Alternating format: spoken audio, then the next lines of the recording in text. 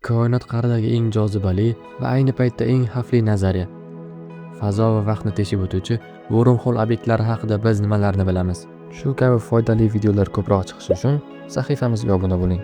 Wormhole qurt teshigi. Bu koinotning ikki uzoq nuqtasini bog'lovchi, fazo vaqtda qisqa yo'l hosil qiluvchi nazariy fizik tushuncha. Bu g'oya Albert Einsteinning umumiy nisbiylik nazariyasiga asoslanadi.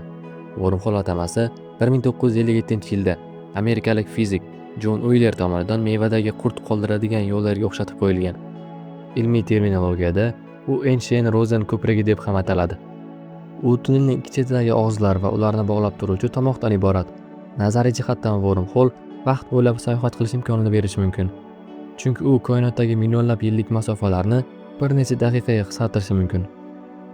Olimlarda wormholelar tabiatda mavjudligi haqida hech qanday dalil yo'q. Ular hozircha faqat matematik tenglamalar yechimlaridagina mavjud. Koinot sirlari hali tugagani yo'q. Uni biz bilan birga anglashda davom eting.